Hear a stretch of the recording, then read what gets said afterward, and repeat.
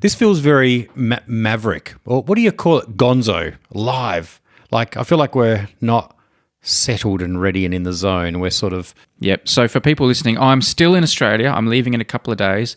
We hoped to record several episodes while we were together in Australia, but it turns out travelling with an 18-month-old and having to see all my family and friends was a bit more demanding than I hoped. So this is only our second and probably, definitely our final recording on this trip. And we're very ill-prepared. Tim's had a really busy day. He's got a busy day tomorrow. He's rushed into church again to his office. I've rushed across and we haven't discussed what we're doing. We haven't thought about our ideas. Very unplanned, rough and ready. Unmade and unplanned. Can I start by talking about Adelaide drivers? Yes. They are so bad. And I know I was once an Adelaide driver. We learned to drive in Adelaide. I'm an Adelaide driver too, but... Adelaide drivers. If you need to change lanes in Adelaide, Adelaide drivers are so selfish. They're just in these bubbles that they refuse to let anyone else near. And if you indicate to change lanes in any other country in the world, that's a sign to the person in the other lane, oh, can I slow down here? Can I speed up? Can I help get this person in? Maybe you can't get them in, you know, sometimes you can't. But in Adelaide drivers take it as a personal affront that you want to change lanes in front of them. And they will do anything to stop someone changing into a lane in front of them. They will just speed up and block you. And, Adelaide drivers are so selfish and so bad. I can't stand them. For those of you listening overseas, this is a common comment around Australia. Like, Adelaide drivers are a bit known for this. And I think to a degree even greater than Adelaide people are even aware. Yeah, so if you come from Sydney or Melbourne to Adelaide, they will always gripe about Adelaide drivers. And coming from the UK, it is especially acute to me. It's one of those things, though, that flows from something good, and that is that, generally speaking, it's easy to get around in Adelaide, which means you have a mentality that it should be easy for me to get around in Adelaide. So when someone does something that means you're not 100% convenient and comfortable, like actually wanting to change lanes in front of you, you want to throw everything out the window and go, what is this person doing, interrupting my perfect day? Yeah, it is a less crowded place with big wide roads, and I think people are so used to having their own way that, when someone from the UK or Sydney comes here who's just like, all right, I need to change lanes now, I'm moving across. It's like, oh, no, you're not. You will wait your turn, my friend. Down the other end of the spectrum would be like a taxi driver in the middle of Manhattan who not only is everyone letting everyone else in, complaining, making noise, but like cars will actually collide and just keep driving. Like, not even stop and whinge and complain, just swear and keep going. The best example, I think, is India, where it's this craziness. And if you want to change lanes in India, you honk your horn to warn people that you're there, and then you just turn the wheel. Right, it's honk and turn. You don't even look. So, and it's like if a crash happens, it's like, whoa, I did honk. I don't know what you're complaining about. Yeah, I feel like a bit of a cheat actually, because I get around on a little Vespa. And I feel like I cheat because I kind of avoid the frustration and slip around and past cars. But I also am probably adding to people's angst. They're probably going, oh, look at that guy. He's, you know what I mean? He's living fancy free and getting around. Yeah, you are. Yeah, you've slipped through the net there. Do you consider yourself an Adelaide driver? Because obviously you're from the state of Victoria, but you're from a country town in Victoria. I know you lived in Melbourne, which is a big city, but you're like from a country town in Victoria. You spent more of your life in Adelaide than anywhere, haven't you? Haven't you altogether? Certainly more of your driving life. Oh, yeah, no, that's right. I learnt to drive here and got my licence here through, our late teens and into my 20s and stuff. So are you an Adelaide driver or are you a... I think I probably am because I feel the intolerance. Right. But because I lived all those years in Melbourne and drove around, I mean, massive, big city and going from one side of the city to the other in an hour's traffic to get to work and all that kind of stuff. I feel like I have been somewhere else, so I feel that edge of superiority as well over it. So I do over my fellow Adelaide drivers, which is terrible. You've got a foot in each lane, so to speak. Indeed. So another thing I know people will be curious about was whether or not we've caught up with Auntie Dawn, Tim's mother. a bit of a celebrity here on the podcast and an occasional listener. Yes. And the answer is yes. As promised, I visited her city penthouse. I was shown the sights. I was given a tour of her place. I was shown the famous piece of sunflower art. Yes. As promised. It lived up to the hype. It was very beautiful. The one she won on the auction at the church quiz night. And she was on great form. We had a lovely time. We had lunch. She didn't make me a Milo, now I think about it. Oh, no. No, she didn't. I don't think she even offered it. No. She's slipping. Yeah. Slipping. I think she was so excited. She was talking about you visiting, and then I saw her again tonight, and she was talking again about the visit last week and how amazing it was, and is Brady still in town, and oh my goodness. And yes. Yeah. I've had a very lovely text message thanking me for my appearance. Tim was there too. Tim came along. Yes, I did. Yes. Just grumpily in the corner. It's good to see Mum. It's always good to go to her place. Yeah. Yeah. But it was fantastic. Lovely place she's got. Lovely place. Lovely views. Very spacious. Very big shower.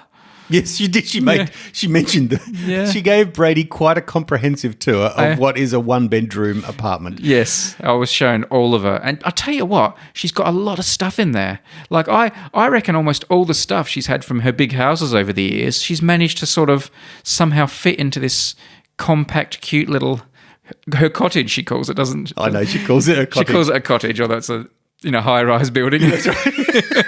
But, she used to call her last one Green Gables after Anne in Green Gables, and I used to refer to it as J Division.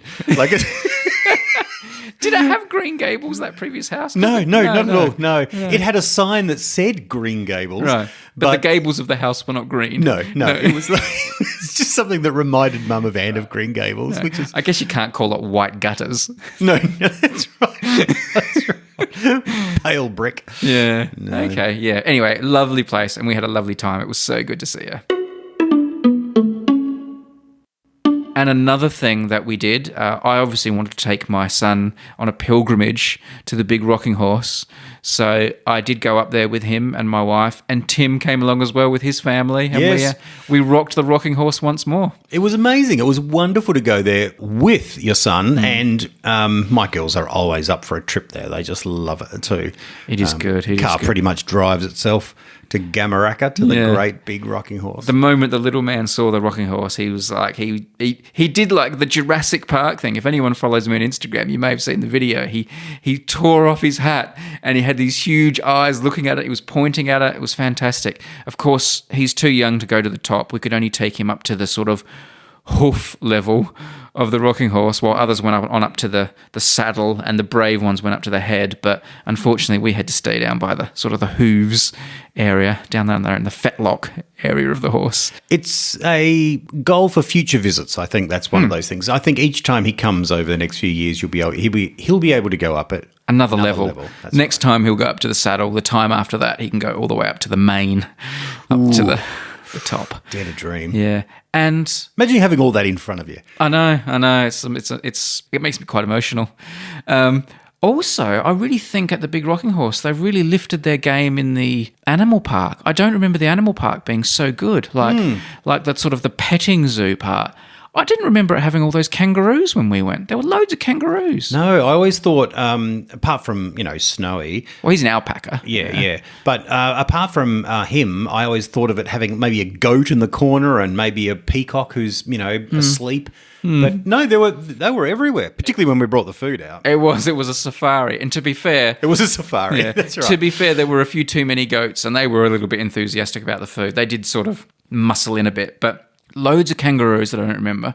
And Snowy was still there. Mm-hmm. Snowy, who we were warned not to go near last time. There were like all these warning signs about how dangerous Snowy was. So when we got there, we were like joking to the lady who let us in, we know not to go near Snowy. And she was like, no, you can go near Snowy. And Snowy was fine.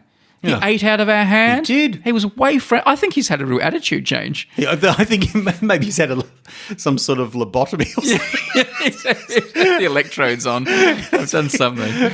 Or they've like shipped him out and replaced him with another white alpaca that they call Snowy.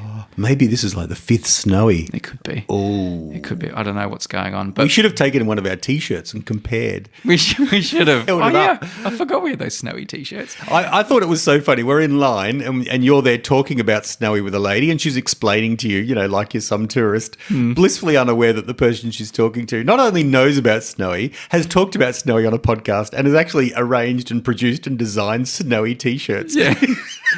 It's under new management, the Big Rocking Horse, obviously. And a few things have changed. Still absolutely worth a visit. And another really big surprise was when I was Hmm. buying some toys, because there's also a toy factory. Yeah, lovely wooden things, Yeah. like Santa's factory kind of old-fashioned toys. Yeah. We are bigging it up a little bit now, but yeah, it is a wooden toy factory. So I was buying some toys, and I made small talk with a woman standing next to me at the checkout, and I was saying, I went up the rocking horse today, and I was saying I took my son up, and I was talking to her and then I was sort of saying to her, I've actually been here before, but I've brought my son here, and I was sort of giving her all this context about my visit to the Big Rocking Horse, and she was just politely listening away, and we had a nice chat. And then once we went outside, and it was just the two of us, and there was no one else around, she leans into me and she says, "I'm an Unmade podcast listener." Yeah. I saw you and Tim. I said, "Tim's here," and she said, "I know, I saw you."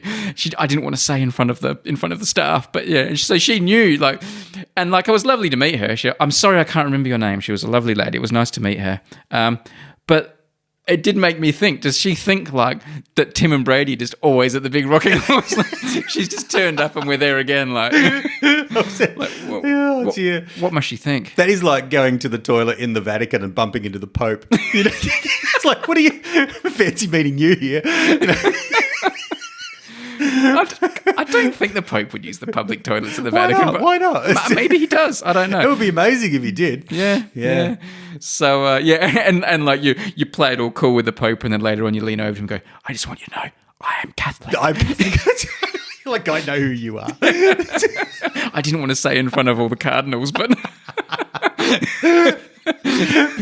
I've been going to your church for years.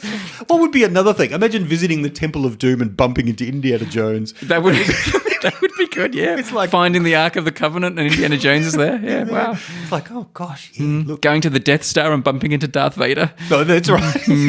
Yeah. That's right. Oh dear. It was great. Can I just say something about Santa Claus's toy factory? Yes. In all the movies, right, he's always making very wholesome sort of woodeny toys. They are sort of, there's always like a sleigh and a bucket. And they're all sort of 1930s Englishy toys. There's never, are the elves out the back working on remote control cars? I don't think so. There's a whole other section they don't show. Yeah. No. It is all a bit old fashioned. And yeah, in Santa Claus, the movie, he visits, doesn't he? And he gives all these wooden toys to kids. And he gives, for one of the kids, he especially has hand carved something for one of the kids. And it's like, "I made this personally for you. I hand carved it." And he gives him that. And I reckon if I was a kid and I got that as a present at Christmas, I would have been, that's rubbish. I was hoping for Optimus Prime. Yeah, got some carve. It was a carving. Yeah, it was a carving of an elf, wasn't it? It was Dudley Moore's. Anyway, that reminds me though. One of the things I was most looking forward to about my trip to Adelaide was taking my son to a place called the Magic Cave. Oh, yes. The Magic Cave. So what happens is every year in Adelaide, there is a Christmas pageant where all these floats and a parade down the streets. It's a really big deal. And the final float, the final part of the pageant is Father Christmas, Santa Claus. And he used to get out of his sleigh and then go into a department store called John Martin's into an area called the Magic Cave, which he would then inhabit from November, December until Christmas. And if parents want to take their kids to go and visit Santa and tell Santa what you want for Christmas and do that traditional thing, you would go to the Magic Cave to do it, and you go and see him there. Important to distinguish from the Tim and Brady Cave, which is down on the bump. Down at Victor Harbour. That's where you go and tell Tim and Brady what you want for Christmas. But anyway. And it was a really big part of my childhood. And not only did they have the place where Santa was, and I do remember there were 4 or 5 different doors to go and see Santa because it was such a big operation. Right. I think they had multiple Santas on the go. Whoa. But before you would go through the door to see Santa, there was all sorts of stuff. There was they basically took out a whole floor of the department store, and they had rides and attractions and merry-go-rounds. Hang on, wait. Like this time, or you remembering when you were a kid? This was when I was a kid. Oh, This was when I was a kid. sure. It was a really big deal. And Yeah, it was right. like, and they had decorations, and it was a place you could spend half an hour just wandering around, having your mind blown, and then go and see Santa. It's a magic cave. Magic. Yeah. It was a magic cave. So I had been bigging up the magic cave to my wife I've been bigging up the magic cave to my wife for years. But finally, because when I was a kid, I got a big sack with Magic Cave branding on it, and I still use that as my Christmas present sack. So every Christmas, I put this sack out under our Christmas tree with Magic Cave written across it, and my wife will put my gifts in it in the morning. So but the same sack I had as a child. So I'm so attached to the Magic Cave. Yeah. So we were booked to go and see Santa at the Magic Cave. It's no longer in John Martin's. The John Martin's store has closed down, but but a new department store was there called David Jones, and they kind of took over the mantle. So we booked it, and I had heard on the grapevine the Magic Cave's not so good this year. Someone had told me that, but I wasn't sure about it. But when my wife went on the website and booked it, she said, there's a warning on the website telling you that the Magic Cave has been downgraded and not to have hikes. And it's a bad sign when the website... The actual advertising is downplaying expectations. Yeah. So we went there. Have you been to the Magic Cave this year? No, I haven't. Do not go. It's ridiculous what they've done. I am absolutely devastated. They don't have all that stuff anymore. No. It's just you go to the toy department, and just off to the side, there's almost like a hole in the wall where it says Magic Cave, and there's someone standing at a counter, and they scan your QR code, and then you walk in, and you go into this tiny room, the size of your office, right, with a Santa in the corner. Who did a rubbish job as a Santa as well. He hadn't been briefed. He called my boy a girl the whole time we were there. Right. Yeah, and which is okay. Everyone thinks he looks like a girl. But Santa should be briefed. Someone, because we'd booked it ahead. Right. So surely the elf could just lean over and go, "This is a boy," and But no, he got the gender wrong. Didn't use his name. Half-assed Santa. It was a terrible experience, and I was so embarrassed after bigging up the Magic Cave all this time to my family. I'm ashamed of what Adelaide has done to the Magic Cave. Well, I think it should be renamed The Cave. It's just The Cave. The Cave of Disappointment. Because that's what it was. That would make me go, actually. Are you saying there's more magic in my office here than there is? Definitely. I would. And they charged so much money because we went for the whole package of photos, which was going to include like a calendar and bookmarks and stuff like that. So I thought, okay, we'll get some tat to give to the family back in England. And they printed out the picture like onto glossy photographic paper. Yeah. And then the calendar was just that picture with a calendar around it printed onto the same photographic paper. And the bookmark was just the same photo into 4 strips on the same glossy photographic paper that you have to take home and cut into strips with so it's just using a photo as your bookmark. Sorry, I shouldn't be using this podcast as a forum to vent my frustrations about the Magic Cave, but I'm really, really upset about it. Yeah. All right. Was it decorated? Was there like fake snow and stuff? Or It was like neatly decorated. It was like, I don't imagine it was exactly like my office. Like, there are probably fewer theology books in. No, it was. I would say it was more Christmas themed than your office. Right. Yes. But that's because I haven't got to my office yet. No. But yeah, definitely avoid the Magic Cave at all costs. Big disappointment.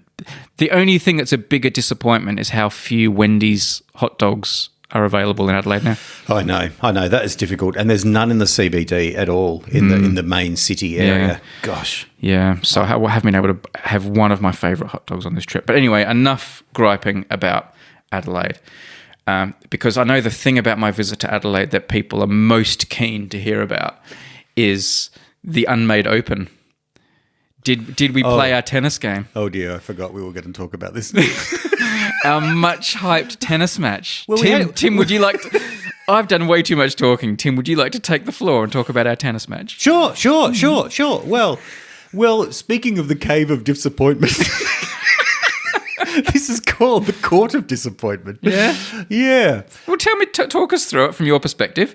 Well, there was a lot of love. The love. Yeah. 3 of them, actually. 4. What was there? Yeah. There were 4 sets. Yeah. Look, I would have to say, you know how I estimated what how I'd go against you, and then in a subsequent podcast episode, I revised that down. Yeah, I didn't revise it down far enough. But I'm looking forward to playing you when I come to Australia. Yes, well, that will determine if I am also a mediocre tennis player or a bad tennis player. I will be very, very disappointed if you beat me at tennis. I know how well you'll be. And I'm really looking forward to it. Look, I'd have to say two things. One is I think I'm a better tennis player than you thought I was. That is true. Right? That is true. And I think I played pretty well. However, you are not as good a tennis player as I thought you were. And yet you won 6-love 4 sets in a row. Right. So what do we do with that? In what way was I not as good as you expected? Oh, you're not as good a server as I thought, but you're an effective server, which some people might say is what matters most. Right. But you do, when we talked about chasing down the ball, you are fitter than me and you chase down the ball well. And you know, there's this old saying in tennis that if you get the ball over the net 3 times, odds are you win the point. But you were also playing by that maxim, and so therefore you were winning. The ball was forever coming back, and I lost the point again and again and again. So you smashed me, absolutely smashed me, and it was frustratingly one-sided. I have never heard a church minister swear so much.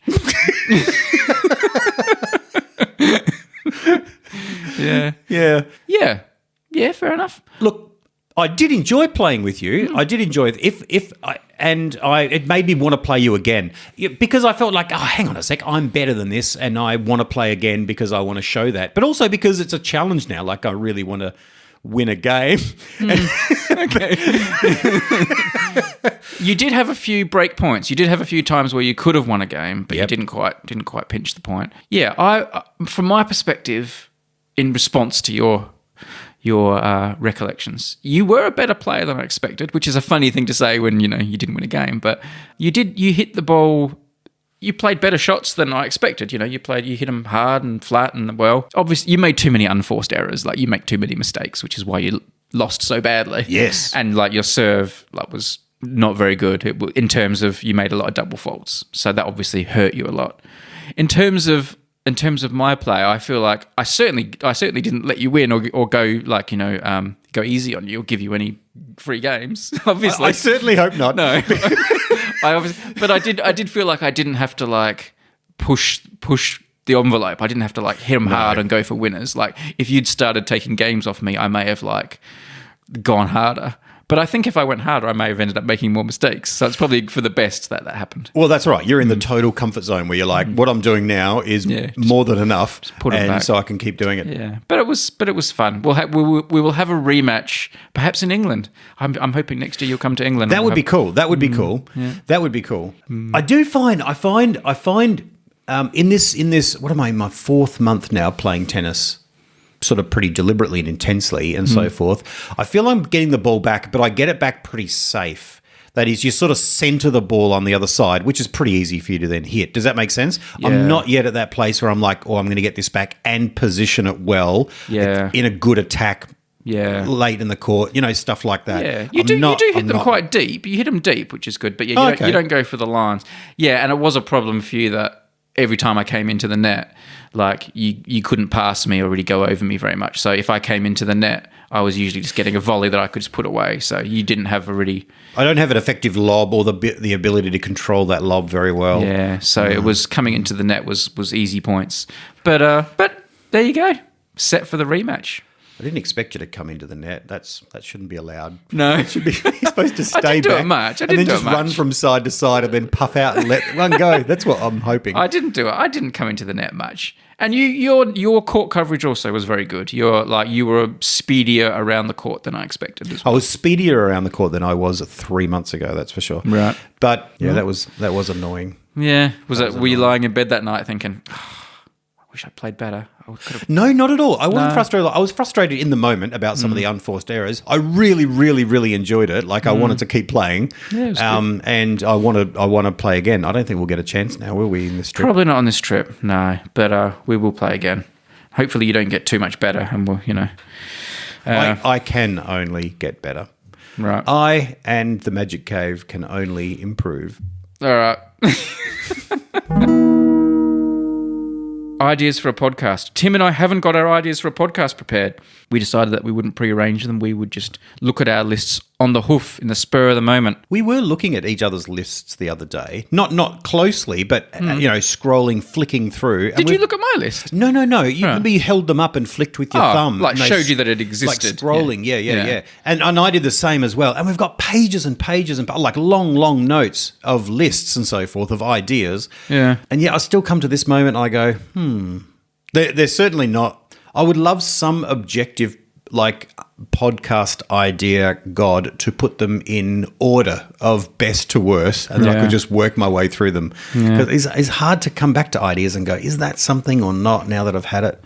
I think it's easier in the moment. When you have an idea for a podcast, I go, oh, here we go. That's an idea. But when I have an idea during the week and I write it down and then I come back to it later, I'm so critical of it because the energy behind it's gone. Yeah. You know? Yeah. All right. Well, I've got my list here. Oh, you're looking already? I'm looking at my list. Should I go first? Yeah, okay. Well, you got something there? How are we going to do this? Should I pick one or I'll tell you what I could do. I could close my eyes, right? And just like thumb up and down the list, start scrolling past at an awesome pace. Oh, yeah. Up and down, up around the top of the list, but up and down I'm doing. You could tell me when to stop and I'll put my thumb down and see what it comes onto. So it's like a random chocolate wheel sort of Wheel of Fortune thing. So you tell me when to stop and I'll see what I stop on. Stop. Okay. Do you want to go again? No. I mean, this is an all right idea.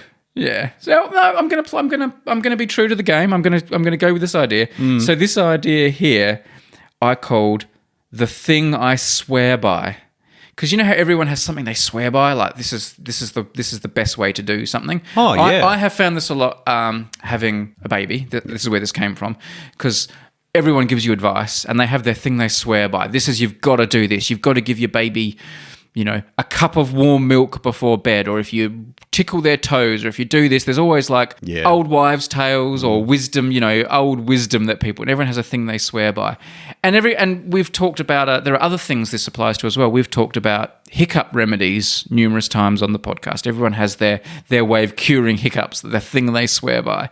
So I think a good podcast is to have guests or submissions and that, where everyone has their piece of old wisdom, or the thing, or their little trick of the trade, or the thing they swear by. This always works. This is a thing you do. Little bits of life wisdom. Because I haven't prepared for this idea, I haven't got a whole list of them for you. Does anything spring to your mind as I say this? Only noting that I think people hold these things dear, generally because it's a lesson that they haven't just heard, but they have earned. Like it's been hard won. And I think that in terms of the baby stuff, it's like many sleepless nights or months of frustration have led to this. That's why they share it with you like it's, the most important thing ever. They do swear by it. Anyway, that was the idea that came up. It has put another thing into my head, though, that I'd like to ask you about, which is kind of related, and that is traditions or little superstitions, which I think are more interesting. I have a superstition that whenever I get on a plane, I touch the outside of the plane as I go through the door. Like I touch the outside of the hull, the fuselage. And when I get off, and I do it every time, and it's just a superstition now, because if I don't do it, the plane will crash or something. Like it's just and I don't want to break the streak now, so I refuse to get on a plane without touching the outside of and it's easy to do because you just brush it with your hand as you get on the plane. Is it really a superstition? Like, is it just sort of like a habit that you do, or do you sort of like, do you think you'll feel anxious if you don't do it and have to stand up and go back and do it? I don't think I would stand up and go back and do it, but it is a superstition. Like it's not a habit. Like it's not a habit like biting your nails. It's something I'd consciously do, and I don't want to break the streak. So I would call it a superstition. It's not like a really severe superstition. Do you, as like someone who is a real man of faith, still have weird superstitions like that? Will you have little things like that? Or is that counter to your sort of belief system. It is kind of counter. I think superstitions are ridiculous. But I think there's a category below superstitions. I mean, superstitions, what are they for? They're things you do in some ways for luck, aren't they? Like blowing on a dice or putting one shoe on before the other one before you play football or something like that. They're things that if you do something different and then it's a bit of fear even, something wrong happens, it may have been connected to it, which of course it's not. Yeah. Or it becomes self-fulfilling. You play badly because I know I'll play badly because I had that thing. So there's a fear in them, and that is contrary to the Christian faith. Yeah, absolutely. Right. That said, do you have anything that you'll always do? I think if I do or not. But I have little quirks and things like but they are more habits. Like when I have a shower, and I get out of the shower, I rinse my glasses under the tap. Right. Yeah. So, I mean, I didn't do that for years and years, like wash your glasses or wipe your glass. Like I used to wipe them, spray or just go, and wipe them on my T-shirt. I still do that during the day, but in the morning I have a shower and I take off my glasses and put them on the sink. But after the shower, put them back on again, I rinse them under the tap, and it's just washing them. That sounds more like it's like routine. It's like that's right. But that's what I think. But yes. Well, and that's what I mean. But there's a practical reason for doing that too. Like it's to make your glasses cleaner. That's true. Yeah. So that's what Whereas I'm thinking. me touching the plane's not going to make the plane more aerodynamic or help it in a collision. No, it is absurd in a way. Of course. Yeah. But you're a man of science, so why do you do it as this absurdity? Why? I don't believe that it is doing anything. Like I don't have any belief that it helps. But it's just like, well, it's not much extra effort to do it. And like, why tempt fate by not doing it? Like, it's almost like... That's so funny, fate. Do you believe in fate, or is fate your word? No, but if the plane crashed the one time I didn't touch it, I'd feel pretty stupid. You wouldn't feel anything at all. No, because it wouldn't have been a big effort to have touched it. So I'd be like, oh, you idiot, you could have just touched it, These are funny mental exercises, aren't they? They have no basis whatsoever, and yet there you are touching the plane. That's so funny. I mean, in my defense, I could say the same thing about your whole religion, but no. That's right. But mine's systemized over millions of people over thousands of years. Yours is your one little quirk that you do. Just something I decided one day I should touch the outside of the plane. But maybe in 2,000 years, millions of people around the world will be followers of Brady and all touch the outside of planes before they get on them, and people will look back to this this era, and I'll be like this amazing figure. It'll be your version of how people cross themselves? Yeah. Yeah, it'll be your version. Touch the plane. Touch the plane. Touch the plane. Yeah, hey kids, let's touch the plane before we eat. No, it'll be like people like, okay, we're off to Andromeda in our rocket ship, but everyone just gets on and solemnly touches the outside of the ship as a little. And people will be like, I can't believe we're still touching the outside of the ship because of some guy 2,000 years ago. Yeah, that's right. That's right. Well, they say, well, we haven't had a plane crash for thousands of years. No. And that's all because of him. Yeah. We're so grateful. Yeah. Oh, that is really that is really fascinating, isn't it? I don't think I have any superstitions, no. But if I catch myself doing one, I'll remember it and bring it up as parish news next time. Okay. All right. Yeah. And we would love to hear from other people. Tell us about your superstitions. My actual ideas gone completely out the window. What was that again? It was the things I swear by. Right. Okay. Much prefer superstitions. Do you have a superstition related to the podcast at all? Like, no. I must have an idea before I do this, or turn my microphone on this way, or no? No superstitions. Do you? I'm reluctant to over-prepare ideas because they will get shot. No, I know, but I actually don't want to do it now because I feel like I should be better prepared, but every time I double down on the preparation of idea, it just sinks like a wet balloon.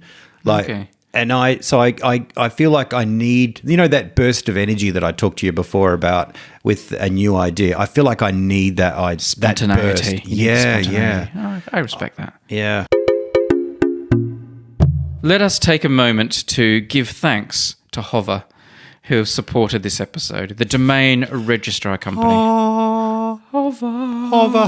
Let's harmonise. Let's see if we can do it. Because for once, we actually are in the same room, so we haven't got this lag of international sound problems. So maybe we can get it right. You ready? Yep.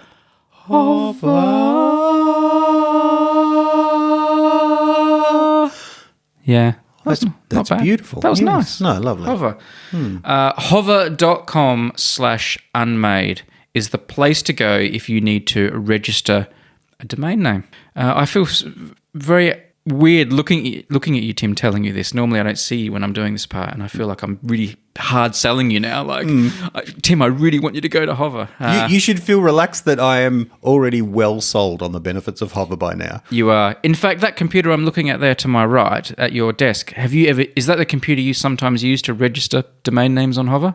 That is the only computer I've ever used to register domain names on Hover. I've done it all here. Wow. So I'm in the presence of Hover greatness. How Hover purity. No other domain names have been registered anywhere else through that computer. Okay. Well, if you need to register a domain name, even if you don't have access to Tim's holy computer where he does his Hover registering, you could do it from your computer. You can do it from your phone. They've got a brilliant website. It's really easy to use. It's easy to navigate, find out what's available. And then once you decide on a domain name you like, it could be what could you register? What would be like? Magic Cave. The caveofdisappointment.com.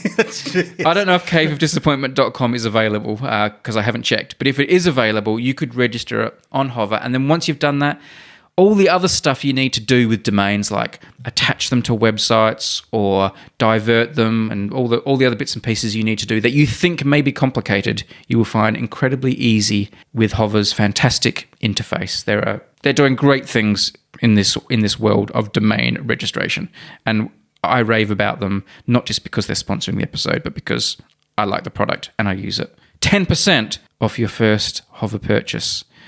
If you go to hover.com/unmade. Do consider them, people.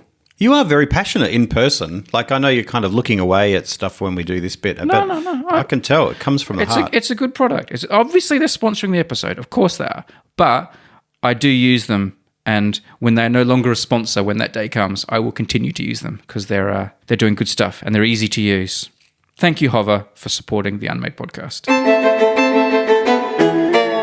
Oh, look, I somehow pressed something on my phone and like everything I'm saying now is being typed into my phone, like by the microphone. Oh, you've got a transcript of the episode. Yeah, I've got a transcript of this episode, I do. Wow. I should probably stop that. There we go. All right, idea for a podcast from you, Tim. Oh, right. So am I going to do the same thing? You do the same thing. You get your list out and we'll do like the random scroll. This is a bit like my white gloves of destiny I do on the objectivity videos. Tim's scrolling and I say stop now.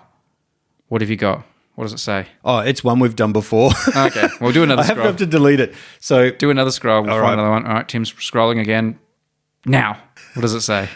Toaster gets stronger with age. So, okay. It sounds like a title for one of your podcasts, at least. I was thinking about the wonderful phenomena that, when there's the things fall apart, right, in the world. Things fall apart. Yep. There's something quirky with a toaster, though, right? Because the older and the more it falls apart, the stronger it gets. So when you buy a new toaster and you push down the bread, and then when it's ready, it clicks up nice. But the older and crapper it gets, boom, it fires increasingly the bread or the toast there as it is to the roof. So I was just thinking about the fact that the more a toaster winds down and ages, somehow the stronger it gets. It's like a fine wine. It's like if we could have a really, really big old toaster, maybe we could create more energy. Or like that's how we would travel into space. Like build like a big rocking horse version of a toaster, the big toaster, and it just fires people to the moon. It's almost like it's got this innate power that's being held back and restrained when it's new, but the older it gets, the more it's unleashed. Toasters do have a good shelf life, don't they? We got a quality toaster as a wedding present, and it's still going strong. It's still like really good quality, like does a good job toasting. It doesn't spring because this is one where you've got to use a lever to lift it up, but that's part of the design. Oh, okay. It's deliberate. Right. But it's still going strong. I look back at toasters I can think of very few times in my life where I've bought toasters, because it's like when you buy a toaster, you got a toaster. Mm-hmm. You don't need to replace them, do you? No, they're good. How long do you think you've had your toaster for? Oh, we bought our toaster, I know, about a year or two ago. Oh, you've just proven me wrong. Oh, yeah. No. But the other one we had for like a decade. Why'd you replace it? I can't remember what went wrong with it, but something did somewhere. I don't know. But anyway, I remember we bought one, and I consulted Choice Magazine to sort of, you resubscribe to this thing to look at. I want to get the very best toaster. I don't want to buy a lemon. So the fear of being ripped off by toaster salespeople was great. So there were toaster scammers everywhere. It turns out toasters, they're all pretty much the same. Right. Okay. You sort of go and you're all right, I'm going to have this toaster for a long time. I want it to last a long time. So how often do you have toast? Not very often, because I try and stay off the carbs a fair bit. But in the last few weeks, there's something about you being in town that I've just gone, bugger it, I'm going to have toast. After the debacle of the tennis match, I'm like, that's it. I'm going straight home to have some comfort toast. My eating has gone downhill because of coming to Australia, like it always does. But you can't blame me being in Australia for your eating going downhill. I don't know. There's something about, I'm on holiday because Brady's in town. Like, you're on holiday, so we're all on holiday. So normal discipline just goes out the window. Is it like I'm Voldemort and like your scar is hurting or something? Like, because I'm nearby and you're like, I'm going to eat some toast. I don't know. It's just kind of like, there's probably going to be compromises around the place, but may as well just go all in. Like, not even tempted. I've just gone, I'm probably going to be tempted. So we may as well just block out this fortnight and we've only seen each other 4 times and eaten together twice. Toast wasn't part of it. No. But I'm just taking you. Brady's in town. KFC every night. So everyone gets a free pass to eat what they like. All of Adelaide. They've just been shipping in crap food for millions of people. I haven't actually cognitively thought that. I'm saying now what's been going on in my brain. It's like you're looking for any excuse to... Maybe it's me. Maybe I'm this bubble that makes people eat bad food. And everywhere I travel, people are just eating crap food around me. And I'm like, why does everyone in the world eat such bad food? It's like, they don't. They just do when you're around. I don't know. It's just like why bother? Here we go. Oh, this is great. It's like months and months of absolute perfect discipline. It's just I'm sorry. Blow it. So, no. It's great. I had some toast. I've had it 2 or 3 times in the last couple of weeks. Okay. And it's fantastic. I had marmalade and Vegemite and, I had Promite the other night because we ran out of Vegemite. So halfway through the spread, I switched to Promite. Mid-spread. Interesting. Yep. Mm-hmm. So that was good. Do you want me to look up another idea? No, I'm quite happy with that idea. Tell me what the actual idea was. Is it just about toasters or is it about products that... No, it's not really an idea. It's like, here's something I want to talk about with Brady on the podcast. Right. Do you know what I mean? So I've sort of noted it knowing there's got to be an idea in here somewhere. Is there an idea in there? I think there's an idea in there about what things get better with age? Or what things you've owned that lasted a long time, longer than you ever expected. Something you owned for a long time would be a good podcast. Yes. Do you have something in your... What have you owned the longest that you own? I mean, apart... That's functional, not like your Magic Cave Santa bag that your mum still feels every Christmas morning. Sorry, that Santa feels. Santa feels. Yes. It's hard because I moved to the UK. There was a bit of a reset in my life. Oh yeah, obviously, and then I've moved house a few times, and moving house causes a reset. So I can't think of something I own. Like a razor, like a shaver, electric shaver that you've had for... No, I go through clippers and shavers pretty quickly, actually. I find them not to be good, long-lasting products in my life. Obviously, I've got some watches that I've had for a long time. The watches don't really count, do they? No. We've had our microwave a heck of a long time. Yeah. As I said, our toaster, my office desk, I've had for a very long time. Oh, yeah. Longer than I should. You didn't ship it to England, though, did you? No. I've had it. But I've had it in 3 different houses. And it is falling apart a bit, and I should replace it. But I'm very attached to it. It's very functional. It does everything I need. And so I've had my office desk for longer than I should. Desks are interesting. We talked about offices last time, but desks themselves can be really significant.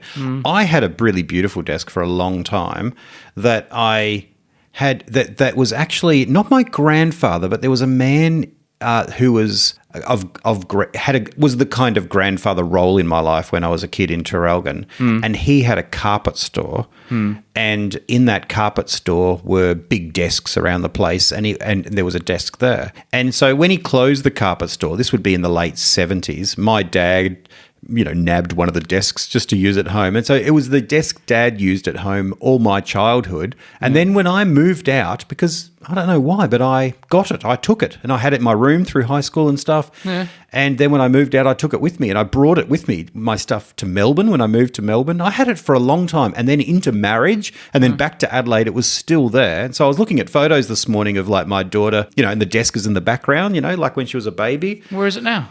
I finally decided to pass it on to a genuine granddaughter of the man. He was like a grandfather to me because he was a lovely man in our church, lived around the corner, bought me presents at my birthday, was really lovely. Yep. But then one of his genuine grandchildren, I said, look, I happen to have this desk I don't think I'm going to have, but you might want to have it. And she was so excited, like, goodness me, I had no idea that these were still around. Nice. Fantastic. Yeah. I love that. Yeah. It had one of those cool, like you slide out extra tabley bits for your coffee on the side each time. Little side table. Yeah. Nice. Yeah. I mean, it was a pretty cheap desk, but I like to think it was a classy desk because it had those like little hidden features and stuff like that. Yeah. That's pretty cool. No, we live in such a society of replacing things. We replace our phone every year or two and stuff. You don't have things that last a really long time like you used to. It's a bit sad that you use. I have sentimental things that are old, obviously, like my lightsaber and stuff like that. Yeah, but not things I can use.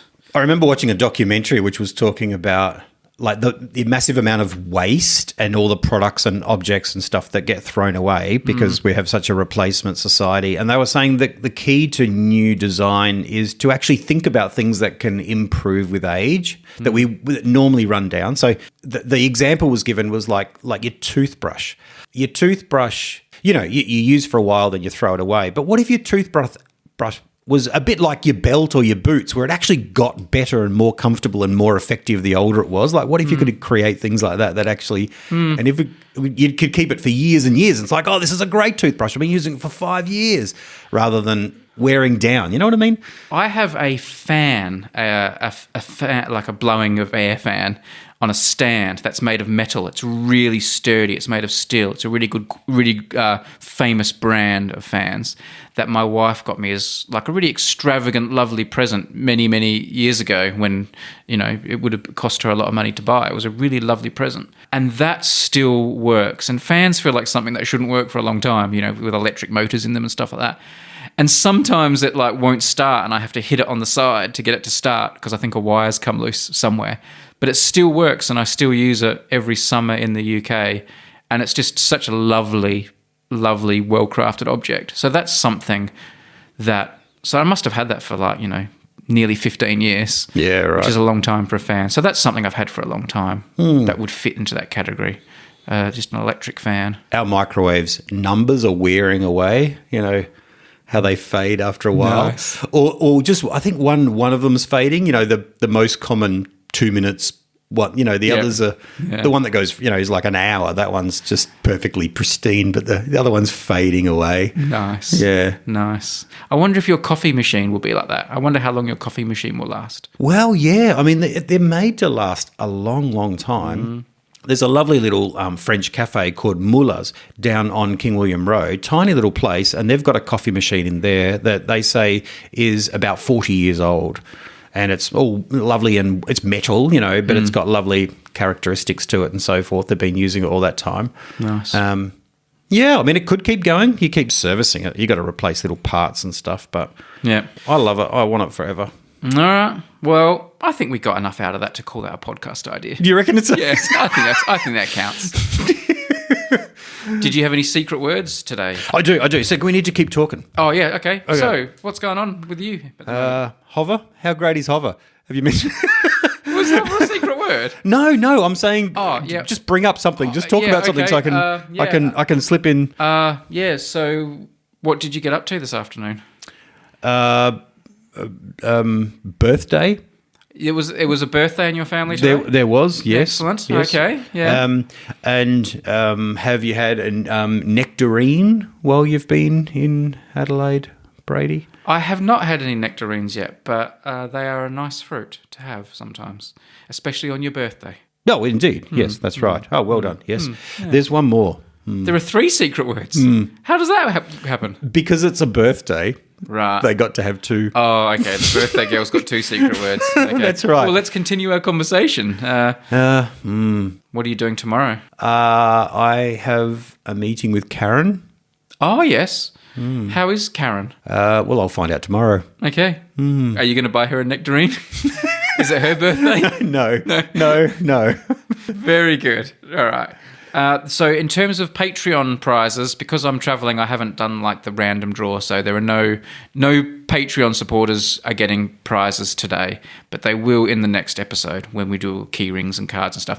But we will be retiring for our after show party in the request room. So if you're a Patreon supporter, patreon.com/unmadefm, you can have access to the extra bit of podcast chat between Tim and I when we go backstage and hang out. So More toaster talk. more toasty talk. Who knows? We may eat nectarines. I may gripe further about the magic cave. Then I may ask Tim to talk even more about our tennis match. Who knows? Oh dear.